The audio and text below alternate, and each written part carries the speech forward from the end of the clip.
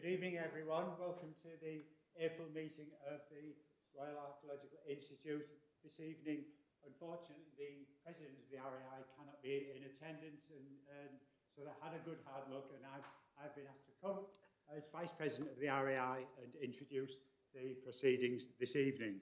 I will speak up a bit. I'll be introducing Simon Markus, will be talking about our presentation this evening, but first of all we have the Secretary of the Society who's going to read the minutes. Always most exciting part of the evening. Right.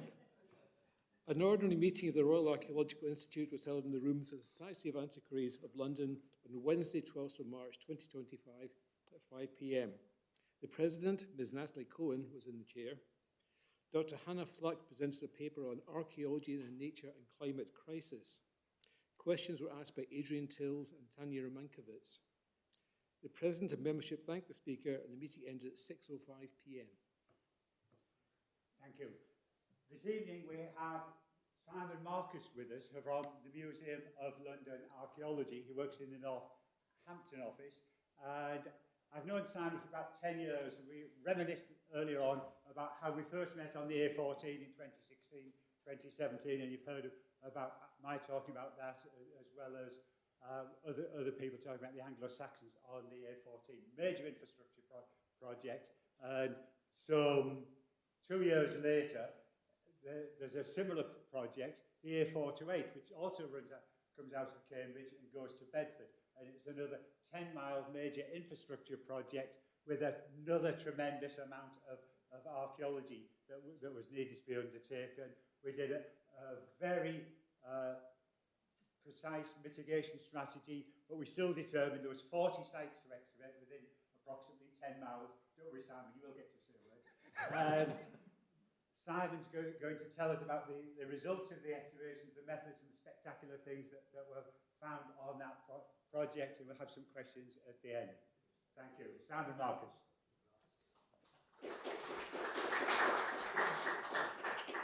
Thank you very much. So yeah, as Steve said, I'm Simon. I'm a project manager with Museum of London Archaeology, and I managed the excavation works on the A428 Black Cat to Caxton Gibbet Improvement Scheme. So a brief bit of background on the route. We didn't go straight into mitigation, obviously. We've been working sort of around the scheme since about 2019, doing geophysics and then evaluation trenching.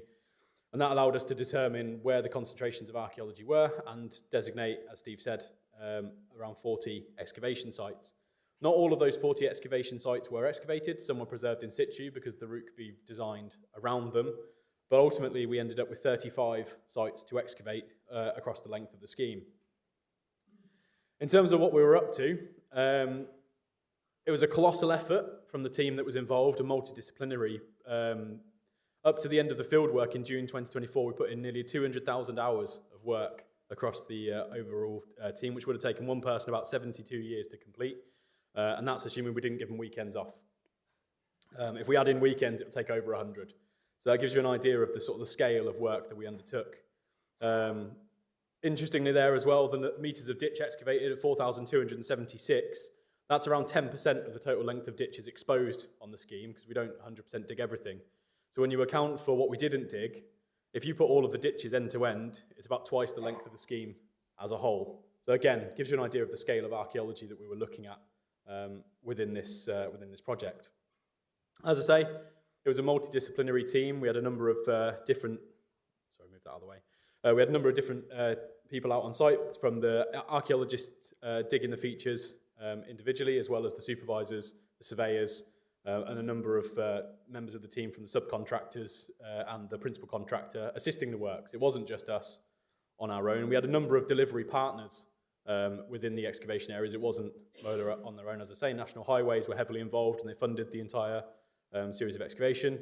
We also had assistance from Skanska, who were the principal contractor, Lynch, who provided the majority of the machines out on site. And we also had archaeological assistance from PCA, CAU, and Albion Archaeology. So we're not going to take all the credit ourselves, but we'll take most of it. That's why MOLA's logo is the biggest. We also didn't just do the excavations. We did a number of bits of work around the side of everything. We did a lot of outreach work.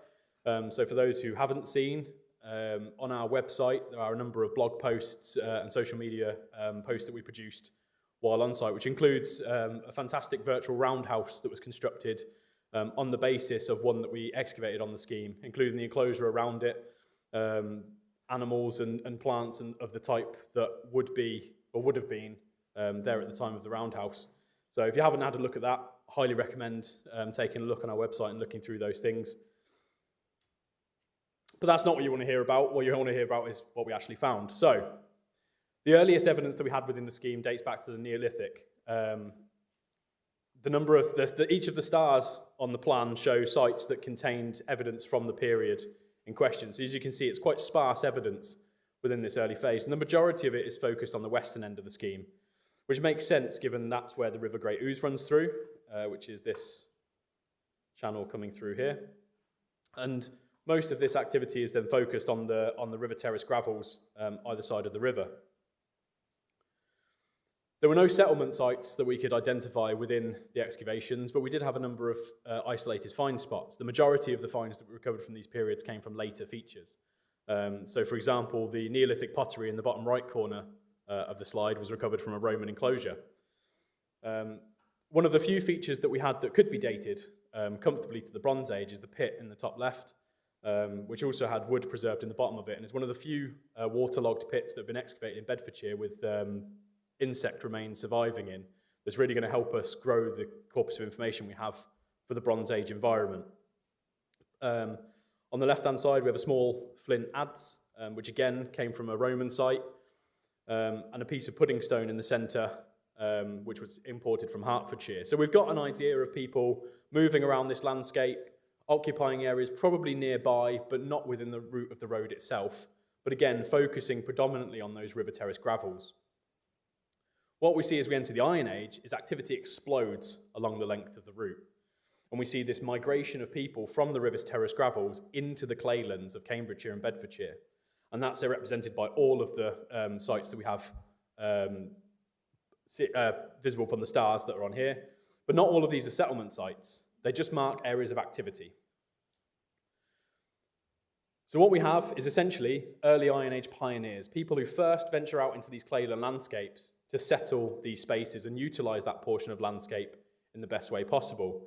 And that's represented by the green on these plans, these sinuous ditches that sort of stretch, generally quite meandering, across portions of the landscape, and occasional roundhouses like the one pictured in the centre. We don't find a lot of occupation within this period, but we do find one or two roundhouses scattered either side of these sinuous string ditches, as we call them. And these strings stretch for vast distances. Within one portion of the scheme, we can measure it for about 5 kilometres, stretching outside of the area we excavated using aerial photos. So we know that they're mapping out portions of landscape in the early Iron Age, and it almost feels formally planned in the way that they're establishing these spaces. As you move into the Middle Iron Age, those sparse roundhouses which are sort of scattered around are condensed into enclosed settlements, like the one pictured here.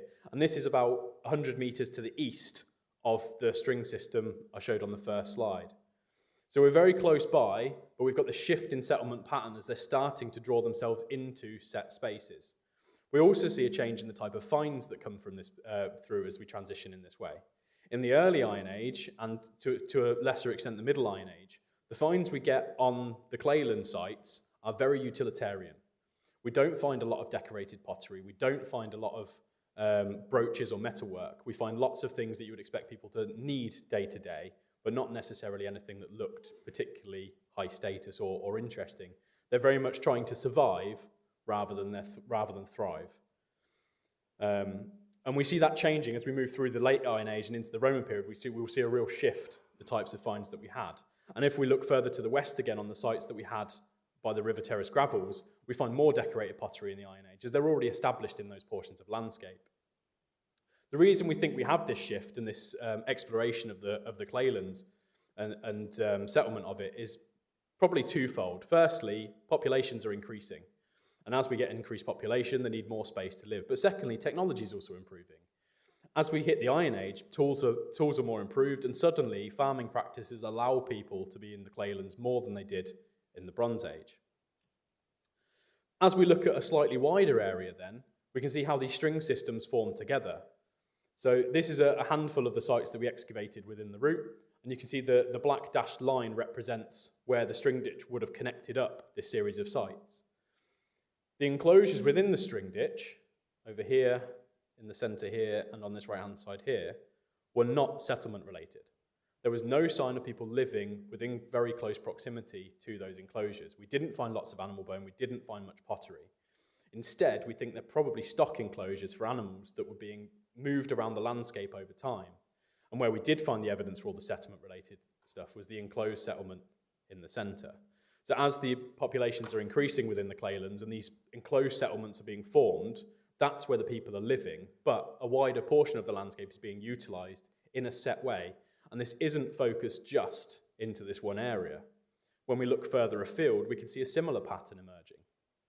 We have further string ditches coming through here, here, outside the scheme, which we can see from geophysics and from aerial photos down the bottom here, across this northern section, and again, the smaller area that I was just showing. What's particularly interesting is the alignment. These string systems are, relatively speaking, on a similar alignment through this wide portion of landscape. And you can see here we're looking at around a 2.5 to 3 kilometre length of the landscape. It almost feels like, from the way these are placed together, that this was a formally planned landscape before people moved in. These string ditches don't follow ridges. They're not following natural landmarks that would be a logical thing to form into, but they are all on an almost parallel alignment. So somebody almost seems to, or a group of people seem to have organised the way that settlement activity was going to happen within the Claylands before people actually transition into them. So we've got a sense very early on in the Iron Age of an established group of people working together to demarcate an area of landscape for a particular use and eventually then settle it. And in terms of the enclosed settlements, each of these houses represents an enclosed settlement of a similar type to the one that we excavated within the A428, sometimes much larger. This example here, we can see from the geophysics, is about 50% larger than the one that we had. And these are spaced roughly a kilometre apart. So the number of people we're looking at within the landscape also seems pretty substantial. And I highly expect this pattern extends for a wider area than we're picking up within the 428, but obviously we're looking at a very designated linear route for the scheme. And if we expanded that outwards, we would probably see another 10, 15, 20 sites similar to this in a similar ratio through the landscape. But not all of our settlements fit into this pattern. As you move back further to the west, closer to the River Terrace gravels, the settlements aren't connected as much to these string systems. Now, this is one of the earliest sites that we excavated in terms of the timeline of the project. It was excavated ahead of main construction by a few years because we knew it was going to be one of our more problematic ones, in the sense of it had a lot of archaeology that we needed to deal with and more complex stratigraphy. But it's a similar style enclosed settlement to the one that we excavated further to the east that I just showed. However, there was no clear string system connection to this site. It seems to be more standalone, but that might make more sense given the fact it's only about a kilometre east of the River Terrace gravels. So potentially this could be a tester site almost to the main settlements that are established further east along the line of where these string systems are forming, because it also seems to develop into an enclosed settlement a little bit earlier than the rest of the Clayland sites do. So it almost feels like this is their experimental site in the Iron Age, expanding here first, making sure it works. Once they've established it does, moving further east and populating a much larger area over a very short period of time. Now, this site in particular was interesting because it also contained areas of waterlogging. So things that don't normally survive within the archaeological record were preserved pretty well within this site. And here we can see an example of a runged ladder, which again, we didn't necessarily think ladders of this type existed in the Iron Age. When we found it on site, we were pretty confident it was going to be Roman, just because of the style that it is. However, it was carbon dated, and we know for definite that it is Iron Age. We also have, as you can see in the centre, this wattle panel here, and in the background, a notched log ladder, so a different type of ladder to the one on the left. So we're finding these bits of woodwork that we don't normally find. And these things were almost certainly present on a number of the other sites, but because of the lack of waterlogging, they just didn't survive. In terms of other finds, as I say, a lot of the things we found within the Claylands were quite utilitarian. We didn't find lots of decorated pottery. We didn't find lots of brooches and metalwork and things like that in the Iron Age. What we did find was tools and things people would have needed from day to day, but also a sense of ceremonial ritual. So in the top left, we can see a decorated pot with scored decoration down it. This is one of the few bits of evidence for decorated pottery within the Clayland landscape. And it came almost complete from within a ditch. So again, it seems like almost purposefully placed in some way. On the right-hand side, we have a juvenile horse. Now, horses would have been very important to the people of the Iron Age within the Claylands because it's the only method of transport they have to move things around. There are no river courses they can use to move things around the landscape, so horses are very, very important. So to have one buried in this way at a young age, but also laid on its back, which is an odd position to bury a horse in as well because it's difficult to keep it propped up that way, almost feels purposeful. And that was placed immediately outside one of our enclosed settlements. So almost, potentially, as a sort of an offering to the success of that settlement. In the left, another animal burial placed in a very suspicious way, almost sort of curled back on itself within the pit. And the animal itself must have been defleshed, essentially, by the time this burial was placed in, or it wouldn't have been able to have been packed so tightly into the pit. So again, a very purposeful burial just outside one of our enclosed settlements, but a different one to the one the horse was associated with. So we're seeing a similar pattern with these two burials, animal burials, at two different of our enclosed sites, but doing very similar things. In the centre then, we have an antler pick, which again is not something we see very often, but is one of the tools that would have been used to excavate the enclosed, the ditches that surrounded the enclosures within the A428. And it's not too dissimilar to the mattocks that we use today to re-excavate these things through the process for the construction. What's interesting about this piece is quite large. It's deceptively large from the photo, but it's from a royal stag. These animals would have been relatively rare within the landscape, but there were even larger ones, but it probably had 12 to 14 points within its antlers. But they were naturally shorn. So it wasn't an animal that was hunted and then they utilised the antler afterwards. They found these antlers while probably foraging in the local landscape and turned it into a tool that they could use. And the way it was broken, again, almost feels purposeful, like it was hacked in half before it was placed then into one of the ditches of our enclosed settlements. So although we don't have an animal burial associated with this enclosed settlement, we have this purposefully placed tool instead. So we're seeing a very similar pattern emerging from these sites.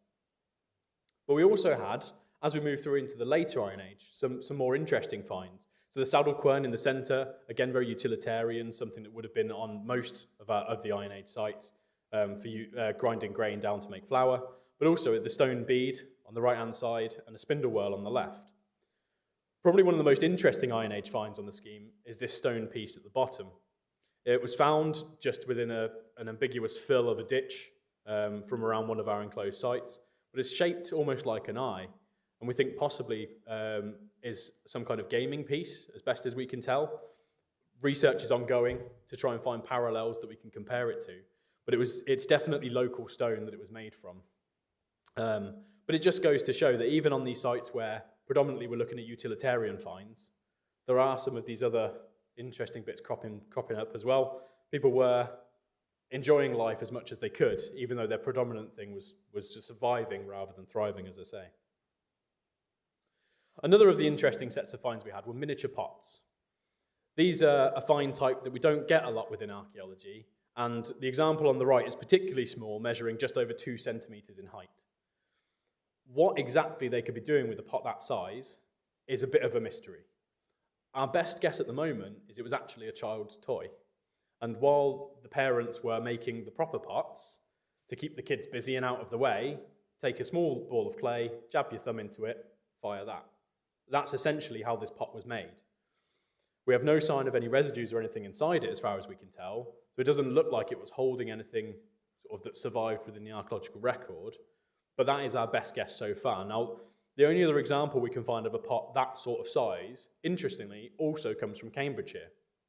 So whether we have a family tea set, essentially, that was created and the cups have been separated over time, we shall hopefully find out as we continue our research into these objects. But it's interesting that we have this sort of almost local tradition of these smaller pots that we're not seeing anywhere else that we're aware of so far.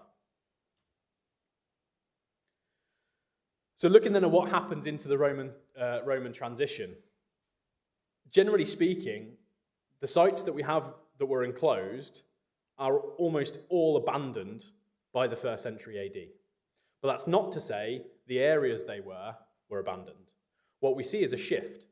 So rather than continuing to live on top of the sites they had previously, they moved themselves off slightly, but still occupying the same portion of landscape. So here we can see on the left an example of what the site looked like in the Middle Iron Age. So main enclosure coming through, a roundhouse that was managed and maintained for an extensive period of time based on the number of recuts the drip gully had on the outside of it. But essentially, small work areas and paddocks on the eastern side. This small enclosure here, almost certainly industrial based on what we were finding within it, but relatively open landscape to the north and a small droveway adjacent to it where they were probably moving cattle between the northern portion of northern fields and the southern fields. As we move through then into the late Iron Age, that settlement is almost entirely abandoned, and instead everything shifts north. They're still utilising the same trackway and droveway, although it's established slightly differently and moved across so it goes further east rather than south. And interestingly, the industrial enclosure continues to be used, but is developed further as well. But there's a very clear shift away from the Iron Age settlement space into a new area, but still occupying that same portion of settlement and landscape. And here we can see a wider view of the whole site. So the bit that we had, just at this southern end, is the Iron Age portion, and as soon as the Roman period hits, everything shifts up to the north. The settlement is expanded, but they're deliberately moving themselves away from the Iron Age core to set themselves up separately as soon as the 1st century AD hits. So moving on to the Roman period then, the number of locations we have of Roman activity decreases compared to the Iron Age. But as I said before, not all of the Iron Age sites we had were settlement. The number of settlement sites actually stays relatively consistent, but what we lose is the use of the string system. That is not maintained into the Roman period. It's abandoned by sort of towards the end of the Iron Age. But where we do have settlements, generally speaking, those continue to be used, but just shifting away from the Iron Age core. The other main change we see within the landscape is the form of cultivation. We think the majority of farming activity that's happening in the Claylands is probably to do with rearing animals, so cattle, sheep, and things like that. But we see a real push in the Roman period to develop a more arable landscape. We have Roman cultivation trenches of a similar type we saw in the A14 in vast numbers, stretching over wide areas. So the geophysics that's on the background of this, we can see each of these stripes within this plan here is one of the cultivation trenches. We've got trackways left in the middle for access in and around. But these cultivation trenches stretch all the way through this area and down to about here. And they would have continued a lot further south outside the scheme boundary as well. End to end, for what we know we have within just the scheme, they measure up 21 kilometres. And the system itself could be exponentially bigger as far as we're aware because we don't know exactly how far it goes to the south. On the A14, we had a similar site with a lot of these cultivation trenches that measured about 1.5 hectares, and it continued outside the scheme line. So these are very extensive systems of cultivation that we don't fully understand exactly what they're doing. It may be that these are effectively lazy beds, where they're planting inside the beds themselves because of the hard clays of the Claylands. Things like root vegetables and things won't grow so well. So dig the lazy beds, plant into those where you can break up the soil a bit more, and they're your cultivation system. They may also be to do with just soil improvement. So rather than planting in the beds themselves, they could be utilising the clays to break up the wider topsoil areas, ploughing wider areas off the back of the trenches that are dug, mixing some of that material into the topsoil, and then farming from that onwards. Almost all of the dating evidence we have for cultivation trenches puts them squarely in the 1st century or early 2nd century. But that dating evidence is very sparse. From vast systems of these, we might find half a dozen sherds of pottery if we're lucky, and the environmental evidence is just as bad. So we don't have a huge amount of information for how long these things are utilised for, but generally speaking, they seem to be a very short-lived entity that only happens pretty much after conquest and a short period afterwards. They're more often associated with Roman roads than they are with anything else. And we do have a Roman road within the site that runs essentially based on the geophysics, sort of just down this field boundary, almost in the centre of the whole set of cultivation trenches. But as I say, there's other small trackways that are left between them. But this, noted as Margery Road 22, for those in the know, runs from Godmanchester to Sandy. So we've got a system of cultivation that's heavily associated with Roman roads. So the question is, who's doing it? Well, again, our best guess is that it's probably something to do with the Roman military. Now, whether they're actually digging them themselves or whether they're forcing people to is up for debate. But essentially, when you have the Roman military moving through this landscape, they're going to need a substantial amount of food. And so producing that while the Roman military is at its most active in this area would account for why these systems are only seen up to the very early 2nd century. However, the converse argument is that if it's soil improvements, once you've done it once, the soil is improved, you don't necessarily need to keep doing it. What's interesting and what's very Roman about them is how dead straight they all are. They're perfectly parallel, again, all laid out in order to create this system. And if you're going to do something that straight, that parallel, that, to me, speaks more to planting in them rather than just improving the soil, because why would you need to put so much effort into stringing them all out and laying them dead straight? So looking back at the Iron Age enclosed settlement that we looked at in the first instance, we can see here a similar pattern of shifting. So after the 1st century, the central enclosed settlement here is abandoned and everything shifts to the south. Again, utilising the same portion of landscape.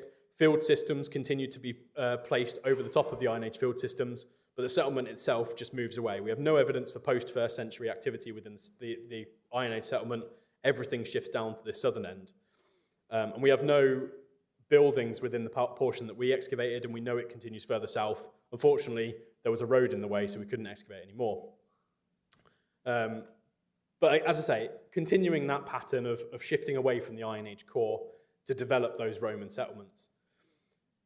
We also see this shift of producing enough for yourself and expanding that to produce enough for other people. We start to see wider establishment of large settlement spaces in places like Cambridge, like Godmanchester, like Sandy. Larger, almost towns in some areas, or just nucleated settlements within others like St Neots.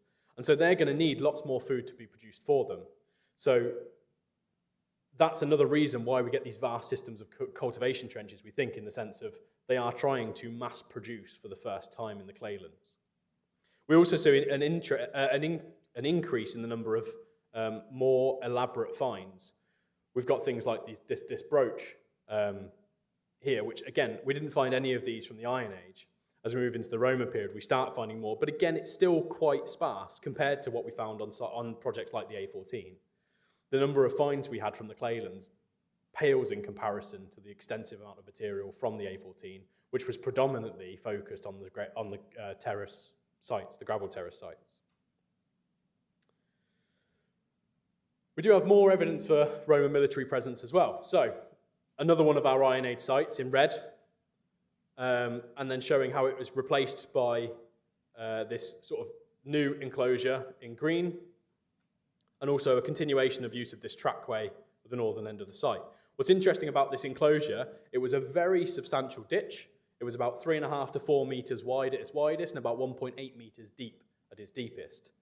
However, it doesn't seem to have been open very long. Best we can guess, 50 to 60 years at most. It's a very sterile fill, so it's manually backfilled, probably from the material they upcast out of it, where they built the bank adjacent to it.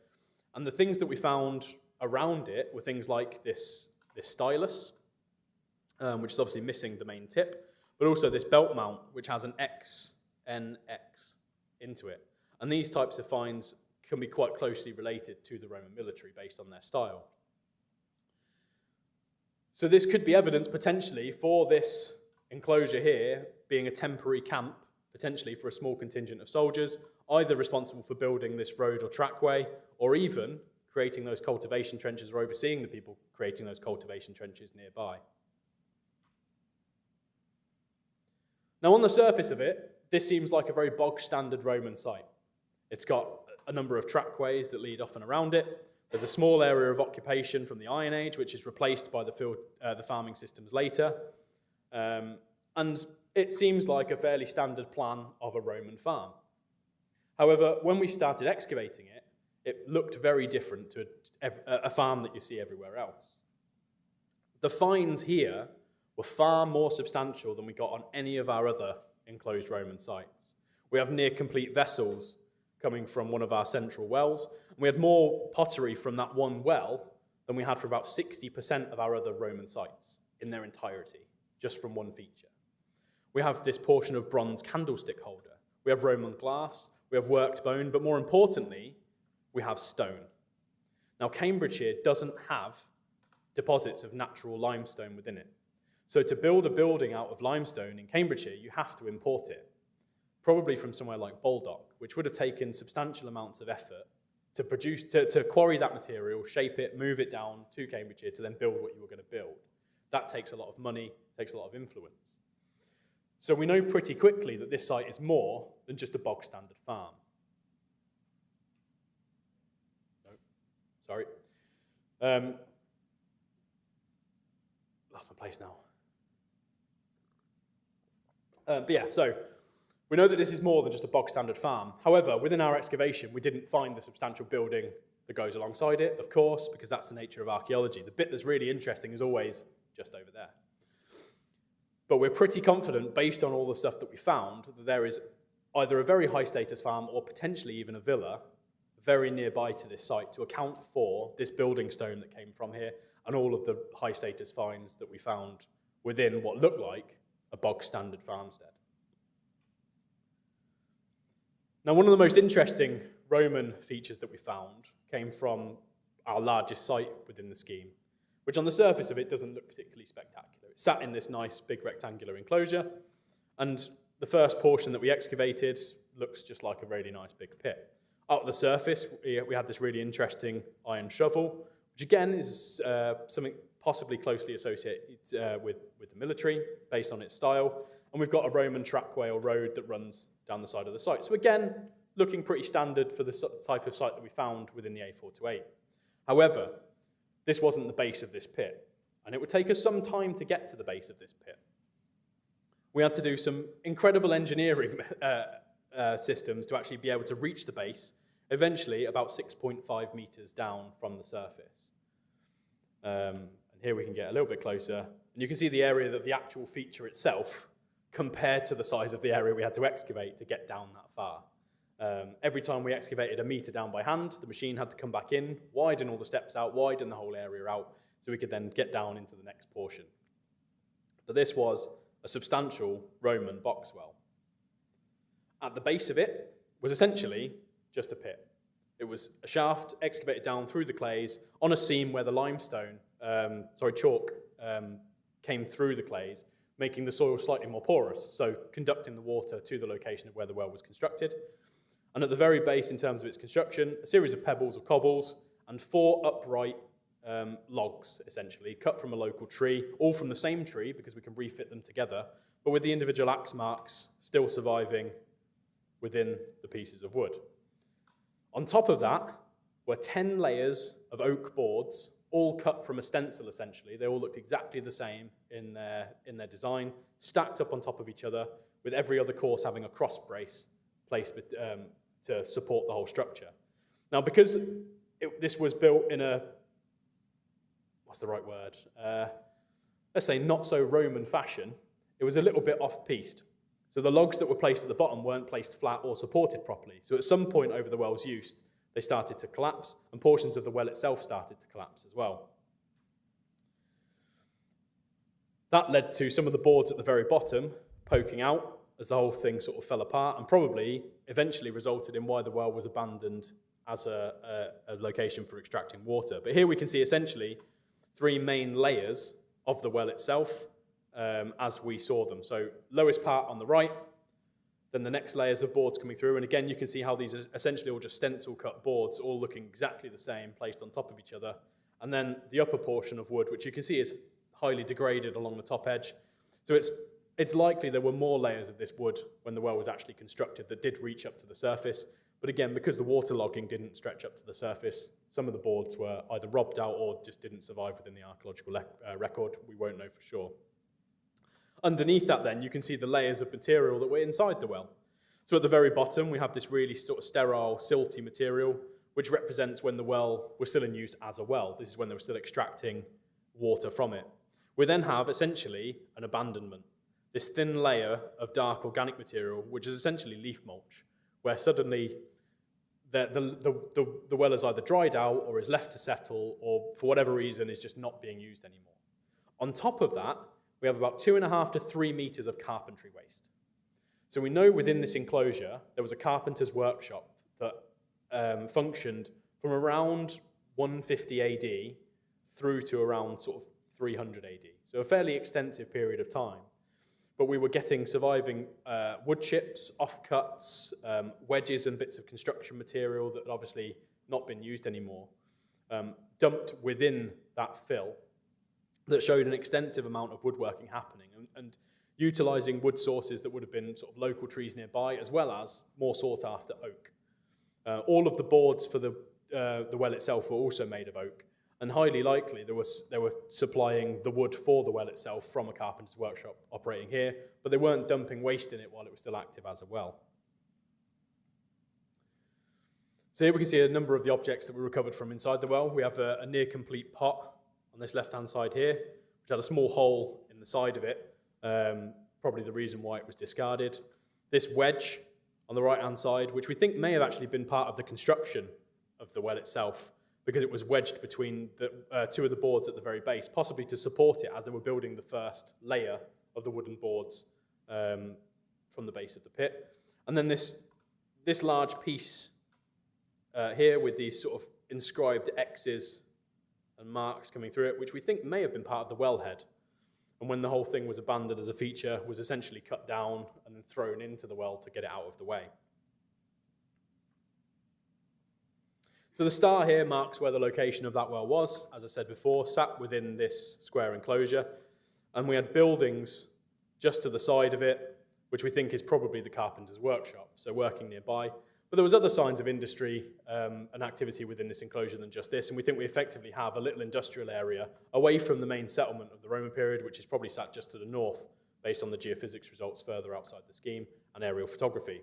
We have a trackway that leads nicely into the enclosure, some other small enclosures which are probably more associated with animal stocking, and then a further trackway on this bottom end, which eventually would lead down to St Neots on the west. But this wasn't the only well within this site. It was the most substantial in terms of what we found in it, but it wasn't the only one here. We had a number of other large watering holes or wells within the same area, and of particular interest is the green one. We think the green one was actually their first attempt at building their main substantial well. It was deeper than the one that we had inside the enclosure, around 8 metres in depth, or 8.5 metres in depth, but it didn't quite go to plan. Within the feature itself, we found this runged ladder, built from several pieces of wood that had been tied together, but it was essentially crushed.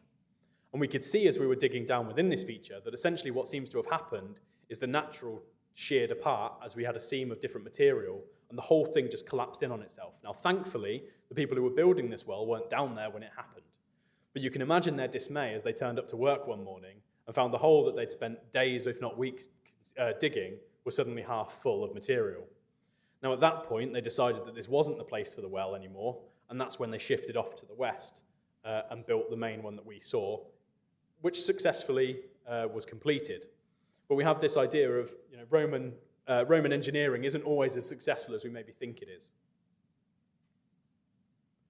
So looking at the finds then that we have from the Roman period, there's a real shift compared to what we had in the Iron Age.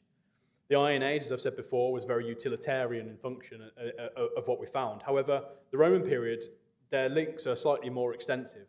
We have imported pottery. We have things like amphora coming from Spain. We have Samian wares coming from Gaul or France. We also have then locally produced things like Nen Valley Colour Coat, which is highly decorated, like this example here, which has the relief of a dolphin placed into it. So we can see that the type of material we're finding is a lot more elaborate than we had in the Iron Age. People are now finally thriving in the Claylands rather than just surviving. What's also interesting is the shift in the type of finds that we got between nearby settlements. So the large enclosure and settlement site that I just showed you with the well in, we found a lot of evidence for oyster shell and associated bits of seafood like whelks within that. However, the next along settlement, which is only around 1.5 kilometres away, had next to no oyster shell within it. Both operating in the same time period, both connected by a similar road, but very different type of finds. Our best guess is that the people who really liked oysters lived in the first settlement. They got the best pick, they bought them all up, none for anybody else. And here at the top we can see an example of one of the whelks that came out of one of our ditches here. And interestingly as well, that whelk gives us an idea of how they were farming oysters. Although we're not looking at an oyster farming site within the A428, the repair and damage within the shell of the whelk speaks to them dredging. So where the whelk's shell is damaged by the net being dragged along the sea floor, it then repairs itself, and we can see those periods of damage and repair over time. And this one in particular had about 4 periods of damage and repair before eventually it was unlucky enough to be captured within the nets. So we can see this is a sort of fairly intensive process that they're going through in the Roman period, but it tells us a lot. Even though we're not on that site where it happened, we can still tell a bit about how it's all occurring. And this was probably not the most interesting shell that we found within the A428. The most interesting only measured about 4 mil in height, but it's a type of sea snail that lives only in the Mediterranean and within sponges. So we've all heard of the Romans using a sponge on a stick. And although we didn't have the sponge surviving, we have very clear evidence that sponges were used on one of our sites in the Roman period. So as well as that, we also have things like this piece of samian at the bottom, which was repaired with lead. So at some point, there's a hole in the bottom, so they've jammed a bunch of lead in it. Very good for your health. But also more elaborate brooch styles, like this trumpet brooch in the bottom corner here, and glass beads like this one, and this stone bead on this western side that I'm still not quite sure what type of stone it's made from, but it's certainly not something local. So we're seeing, as I say, more connection to wider areas, more elaborate types of finds from what we saw within the Iron Age. But what I've not talked about so far is the people themselves. And that's mainly because we didn't see any of them. Burials within the A428 scheme were incredibly rare, and that matches very similar to what we had on the A14. The number of people we know were occupying this landscape, we don't see them represented within the archaeological record. Within the entire length of the scheme, we only found about 13 or 14 burials. But we know there's a lot more than 13 or 14 people between the Bronze Age and the Roman period occupying this space. So where are they? Our best guess is the burial practices they were using around these periods didn't leave remains within the archaeological record. We're either looking at cremations that were scattered rather than buried, or we're looking at things like sky burials, remains that are left out to the wild, essentially, or wherever their main cemeteries are, we just haven't found them yet. But it seems to be a very consistent story that we're seeing across multiple areas, not just the 428, that we don't see a lot of burials within these landscapes. Now, this is one of our few examples, which is a small mortuary enclosure with cremation placed inside. So we have the cremation on the right-hand side here, and a number of accessory vessels that were placed in a separate pit alongside it. So we know that they had some people buried in a fairly elaborate way that leaves archaeological record, but as I say, predominantly, whatever they're doing, they're not surviving for us to find now. So moving away from the Roman period then, again, you can see there's a fairly substantial decrease in the number of sites that are active. We see most of our settlement sites from the Roman period abandoned by the end of the 3rd century, so it's not even making it through to the 4th, and they're shifting towards those sort of larger areas like St Neots, like Cambridge and Godmanchester.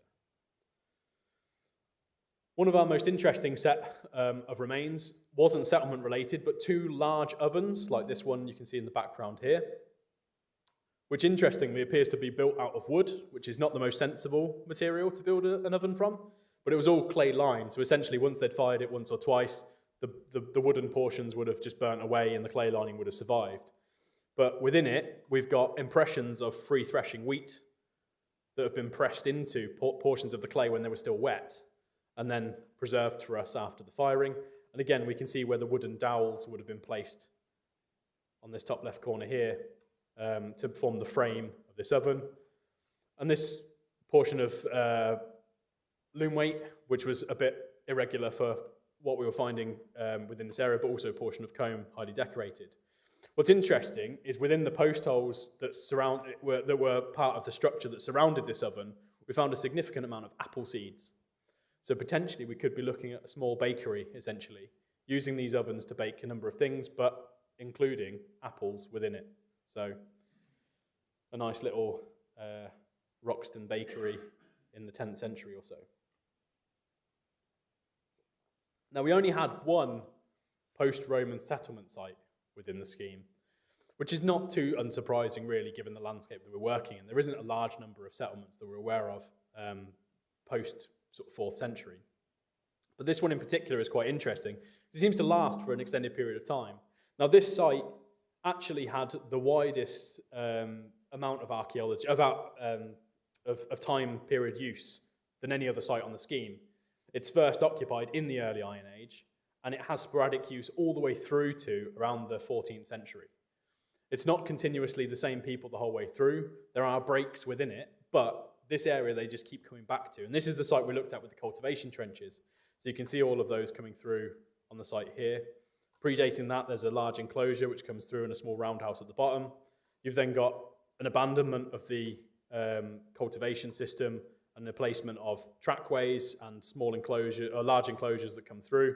And then into the early medieval period and medieval period, almost a string system similar to the Iron Age ones, stretching through the landscape, and a number of structures sort of coming off the side of it, and Wintringham just to the east, which contains the majority of the deserted medieval village. So we're very much on the periphery of where that site was. We had a number of really interesting finds that came off of this site, which included this 10th century Anglo-Scandinavian horse bridle, this 14th to 16th century arrowhead, an early medieval knife, and this fantastic 5th century brooch. So we know there's a lot of material coming through here. We've got, again, connections with various people. But as I say, it's the only settlement site that we had post-Roman period. Now we're going to come back a little bit to this high-status Roman potential villa site now. Because while we were excavating on site, we had this large pit at the bottom end marked out in red that we were pretty convinced was going to be Roman. It seemed to be so purposefully placed with ditches feeding into it that we were sure it was going to be Roman. We were so sure that we spent a lot of time excavating it, 100%, had a really nice metalled surface on the base of it, and wood surviving within it. We spent a lot of time pondering about what this could possibly be. And with all the high status finds that we found nearby, we thought, something industrial happening here, probably overseen by the local aristocrat living in his villa nearby, having whatever process is done here, making loads of money off it. And then we got some carbon dates done. And it turns out it's actually 17th or 18th century. So the interesting thing is the placement, the fact that they've almost perfectly managed to land this thing on top of one of the Roman ditches, and with other Roman ditches sort of almost feeding into it.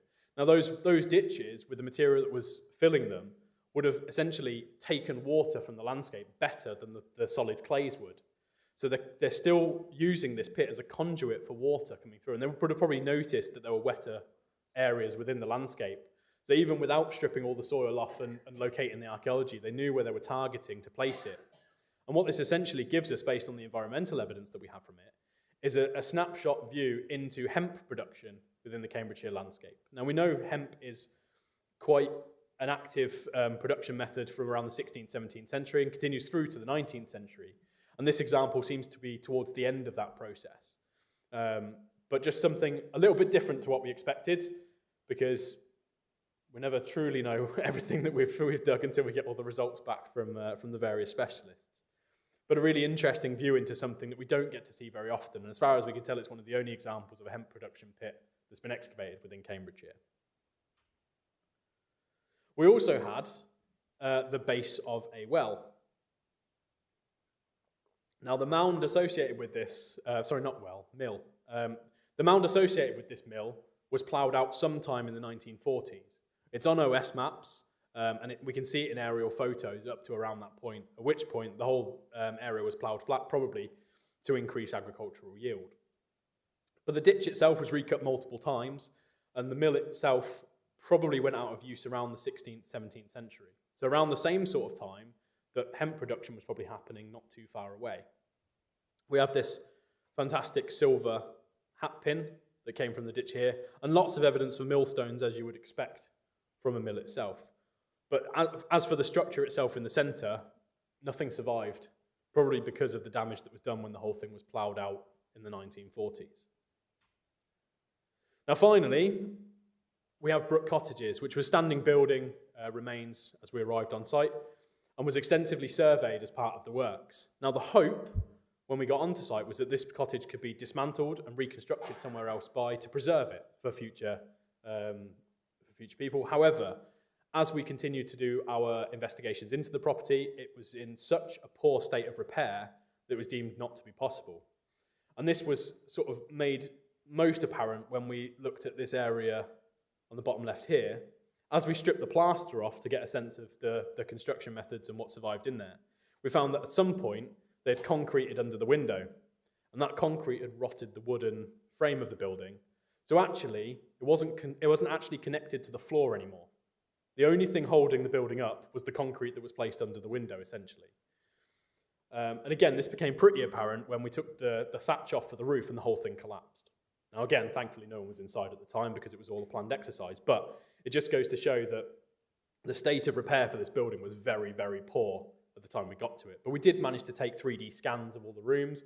We did manage to get a lot of information about how it was constructed, and we're doing ongoing research into the samples and things that we took from the wall plaster and from the thatch. And outside the building itself, we also found this well, which again was a bit of a surprise when it was found, because it was found by a dozer that was clearing an area for a haul route to come through, and suddenly this 4-metre drop opened up to the side of it. Everything stopped, calling the archaeologists. We recorded everything before they carried on, but it was a very quick process. So what happens now? Obviously, excavations are now pretty much complete. There is one small area we need to go back and clear where there's currently an existing road on top of it. So we are going to be going back and doing a little bit more excavation work, though we're not expecting to find vast amounts of stuff within that excavation. But the post-excavation work is ongoing. We've completed our initial post-excavation assessment reports for each of our individual sites, and we're now working on our updated project design, which will look at the results of all of the individual sites together and bring together an idea of what research we can achieve from the overall corpus of information. That should hopefully be completed by the end of this year, and then we'll move on to our full analysis stage off the back of that. So we'll have a lot more information from our various specialists moving on into the not too distant future. And we know people are very keen to use the road because somebody tried while we were still digging. At least the car was in high vis. But obviously the work is now completed on the most part within our excavations, so construction work moves ahead, and they're moving ahead at a pretty rapid pace based on the posts that they keep putting up. And our research continues at a similar pace in the background. And that's it. Thank you very much.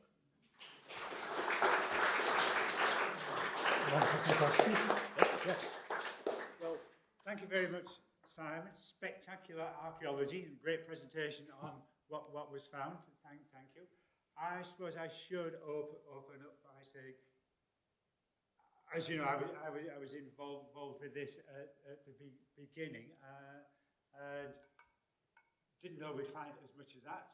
Just like the A14, we've learned a lot of lessons from this, and I suppose with all of these spectacular finds, you might be thinking, surely it held up the road and stopped the job. Well, I can say with confidence that at the end of it, we had a site review, site meeting, and some hard-nosed Scotsman, who was the principal engineer, Willie, came up to me at the end and he said, "Well, Steve, I just wanted to say to you, thank you very much. It was a great project, delivered on time and to budget." So we can't say fairer than that.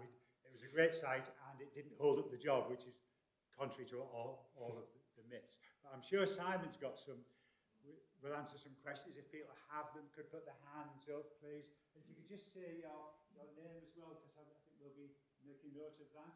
Yes, please, lady in the second row. Yes.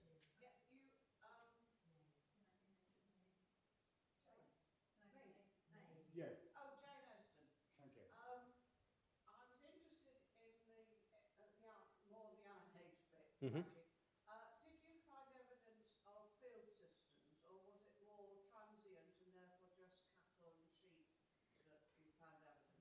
We did have small amounts of field systems. So our sort of main enclosed site that we looked at here, we had these sort of large ditches coming off, sort of separating out fields, and we think some of these fields probably would have been cultivated rather than sort of just having sort of pasture land for animals. But the string systems themselves, their main function seems to have been associated with animals rather than anything else. But yeah, they would have still had wider field systems around these settlements, just to a lesser degree than the amount of space they were using for things like cows and sheep and things like that, pasture land. Yes, please. Christine Woodford, I'm afraid I've got two questions.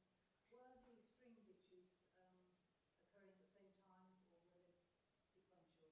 were they sequential? They seem to be forming at the same time. They're also managed for a short period of time as well. So some of the earlier ones, like this example here, this had about 4 or 5 phases of recutting within it. And at the northern end of it, it was tied into one of the enclosures that came through. And so as they're managing the enclosures, we can see they're also managing the ditch that fed through. So they're continuing to manage these things, and they are operating concurrently across multiple areas. And the other one, which I hope is quick too, the fluctuation in evidence in the early medieval, could that be plague occurrences that change the use and the population? That's purely speculative. It's the area, isn't it? Yeah, it's as we move into the early medieval period, sort of that sort of 5th, 6th century. That early. We see a consistent trend across the entire country. It's not just within this area where Roman sites are generally abandoned, and we don't see a continued use into the early medieval period, or sort of Anglo-Saxon period, as we sort of often refer to it as. We're trying to move away from that now because we don't know exactly where these people came from, but yeah, it's unlikely that sort of plague and that kind of thing affected their sort of shifting around. I mean, as sort of Roman connection to Britain decreases, they lose access to a lot of the infrastructure that sort of was transporting material in and things. And so the more isolated sites effectively can't function in the same way. Suddenly there isn't anybody to buy all the food they're producing. So those people abandon where they are and move towards those sort of larger settlement points, we think. Thank you. Anyone else? Yes, please. Gentleman at the back.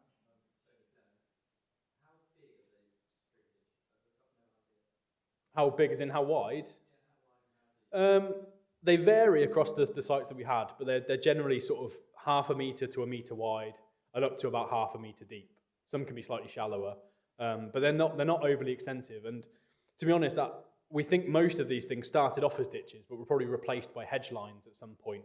And that accounts for why the enclosures themselves, where they were paddocking animals, seem to have been managed for a longer period of time than the strings themselves. The strings are established in the early Iron Age, but the enclosures continue to be re-established and maintained into the middle and slightly into the later Iron Age.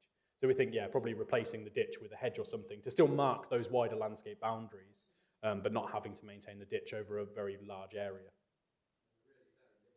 Yeah.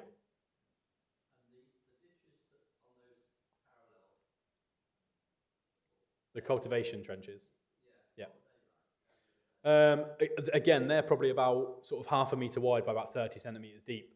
Now there's a fairly extensive study that was done during COVID by the Archaeology and Furlough group on cultivation trenches, and they pulled together evidence from about 40 or 50 sites which had those cultivation trenches on them, compared the sizes and the shapes of them, compared all the information that we had from environmental evidence, location proximity to villas, to roads and that kind of thing. And developed an idea of how many people potentially they could have fed depending on the size of them and what they were used for. And so it was them who really came up with the idea that they're more associated with Roman roads rather than villas, and this potential connection to the military. So yeah, if you're interested in those, I highly recommend reading their report. It's about sort of 50, 60 pages long, but it pulls together a corpus of lots of different bits of evidence to sort of study this one feature type. I mean, the main problem we have with it is they're referred to in different ways by different people. So some call them lazy beds, some call them cultivation trenches, at which point it's hard to pull all the information together until you get something like COVID that sends a bunch of archaeologists with no work to despair, and so research is their way out, essentially.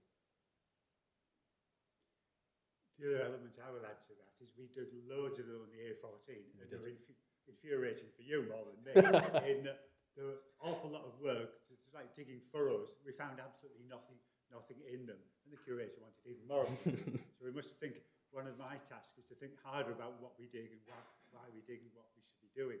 If I could ask a question, because nobody's quick enough to put their hand up, I was going to ask about the Roman, I'm saying marching camp, the practice camp. What sort of ditch was in it? Because there's sometimes V-shaped ditches with ankle breakers and things in the bottom, aren't there?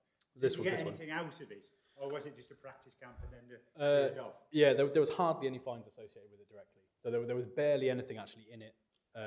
The ditch itself did have a small ankle breaker in the bottom of it, but not all the way around. It only one portion of it, and it shallowed off quite considerably as we hit towards the ends by the entranceway. So where the entranceway sat, it was only about half a metre deep compared to the 1.5 to 1.8 that we had along the sides and along the back edge. It did seem to be shallowing towards that end. But yeah, no evidence for activity inside it surviving at all, barely any fines. It doesn't seem to be domestic in any way, but obviously a substantial amount of effort to build something that size. And the bits of militaria and things that we did find came from the small enclosure adjacent to it or up towards this trackway to the north. Good stuff, thank you very much. Anyone else got any questions? No? Well, thank you again, Simon, for a great presentation.